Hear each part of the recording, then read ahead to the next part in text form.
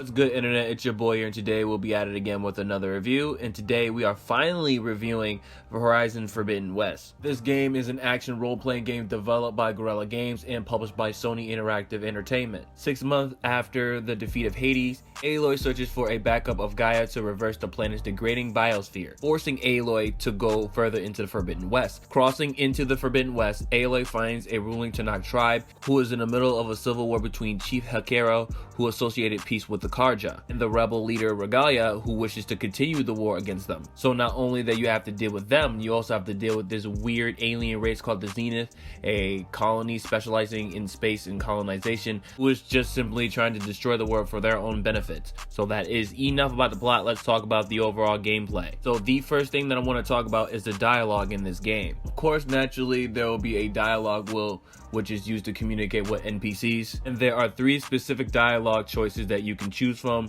which is logical, caring, and brutal, that can cause a major story choice in Flashpoint, in which are dialogue-based decisions that allows you to pick how you approach the conversation. So you'll be able to make a range of decisions that alter your relationship and the events of the story. Now let's talk about the whole combat mechanics in the game, because it's freaking insane. You can engage in strategic battles against enormous machines and mounted humans by using weapons, gear, and traps crafted from salvaged parts. And you can defeat your enemies in a variety of different ways, by either using your tripcaster, shooting arrows, or using explosives. You can activate a Valor's Surge. Valor's Surge is dang near like abilities that you can use in the game that are locked behind a hunter's skill tree. And with each skill tree possessing its own Valor's Surge, each skill is divided into 3 upgrades that are additionally broken down into 6 skill tree categories, possessing 2 Valor's Surges. And while also using the skill tree, you can also unlock a crazy amount of passives as well. And you are able to explore a wider and deeper into a bigger map compared to the previous game, which is freaking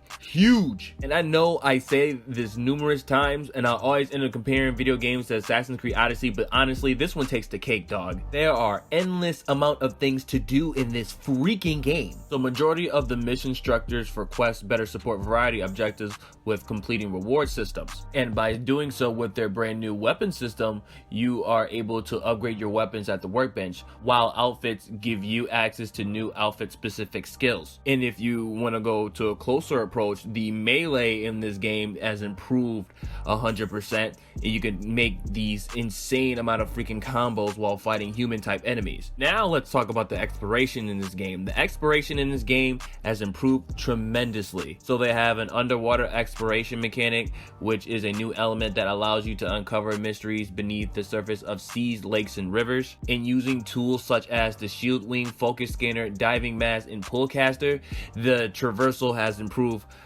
anonymously, and the freeform climbing actually feel a little bit more refreshed and calculated. Now I'm going to talk about the override mechanic, because that specific mechanic was changed slightly. So in order for you to take over machines, you need to go around and find the cauldron littered around the world, and for each cauldron that you find and explore, you will be able to earn and override more machines. The only problem that I have with this game is it can get a little bit grindy if you get to a certain part of the game, not just specifically trying to override the machines themselves, just by simply trying to get a better outfit or weapon. It's just a hassle. And if you have the PS4 version like I did, the loading screen can get pretty long sometimes. The last thing that I want to say is the graphics is just freaking bliss.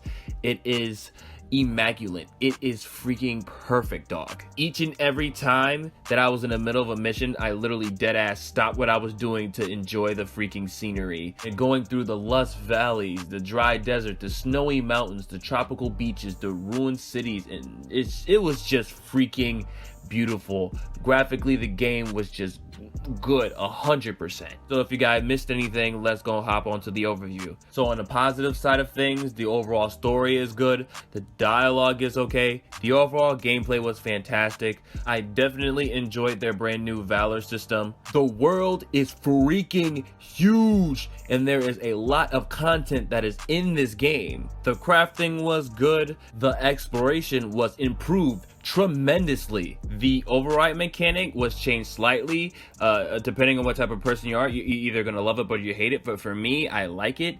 Environmentally and a gameplay standpoint, it worked perfectly, and graphically the game was bliss. And on a negative side of things, depending on what type of person that you are, it is gonna be a grindy game. And if you have the PS4 version like I did, the loading screens could take pretty long. The game came out in February 18th, 2022. The game is only exclusively for PlayStation 4 and the PlayStation 5. If you get the game digitally, it should be about $69.99 or $59.99 depending on which edition that you get. If you go to your local stores, it should be about the same price range. If you get a used copy, it should be about $54.99. It also can get cheaper. It honestly all depends on where you look. So, is this game worth your money? Personally, with me, majority of my friends is consecutively telling me that this game is like a Monster Hunter world, but with machines. But honestly, looking at the game, I'm honestly kind of conflicted on what they have to say. And the whole entire time when I was playing the game, I completely enjoyed it. And I definitely had a good time playing this game. And even though the loading screen takes pretty long and the game can get pretty grindy, I haven't really experienced anything game breaking. I haven't experienced any glitches actually. I enjoyed the game, so with that being said, I highly advise you guys to buy this game. This game is definitely worth your money. So honestly, this is the review. If you like the review, please don't forget to like, comment, and subscribe to the channel if you haven't subscribed to the channel yet. I do reviews, videos, PvP matches, streams, and more. And if you haven't yet, please don't forget to follow me on my Facebook page and my Twitch account because I stream on those platforms as well. Everything should be in the description box below, and I will catch you guys on the next review.